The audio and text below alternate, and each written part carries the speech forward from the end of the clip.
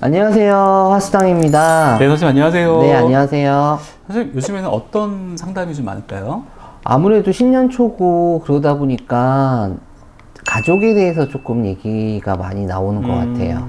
혹시 뭐 가정 불화 뭐 이런 거? 그렇죠. 부부 문제? 네, 그러니까 부부들의 네.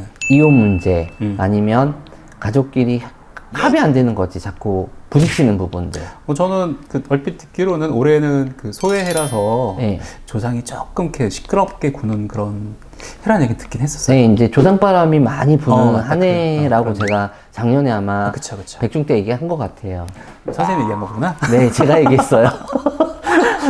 아는 척했다 괜히. 제가 얘기해드렸죠. 신축년 자체에서는 누구한테나 조상바람이 좀 많이 부는 한 해가 될 거라고. 맞아요. 근데 여기서 이렇게 상담을 하다 보면은 딱 두 가지로 볼 수가 있거든요.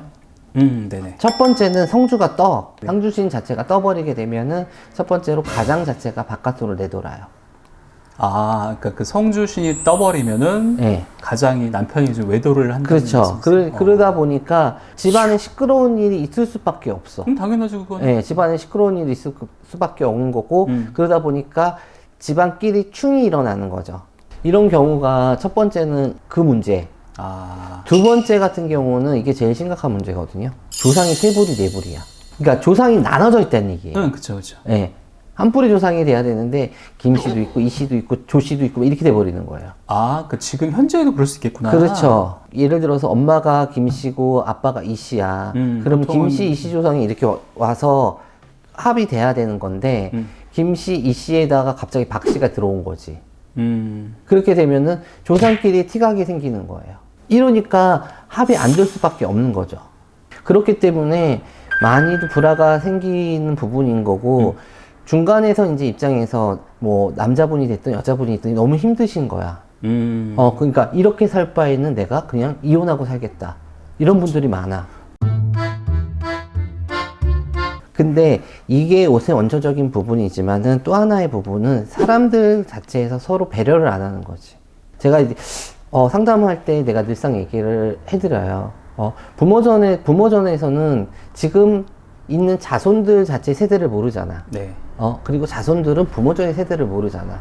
서로의 입장에서만 너무 밀고 나가는 거야. 부부관계도 마찬가지거든요. 네. 부부관계도 내가 많이 물어봐요.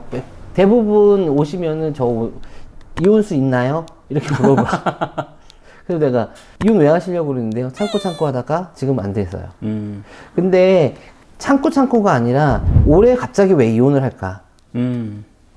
해운년으로 충살 자체가 워낙 강하게 들어온 때는 똑같은 말을 하더라도 많이 그게 금이 간다는 얘기예요. 서운하게 더 들리기도 하고. 그렇죠. 그게 본인한테 더 많이 느껴지는 한 해일 거란 얘기지. 본인도 예민해지는 그런 것도 네. 있을 것 같기도 하고. 네, 그런 부분이기 때문에 점사를 보러 오시는 분들, 충살 같은 경우는 오시게 되면 그 한 해가 지나면 괜찮아져요.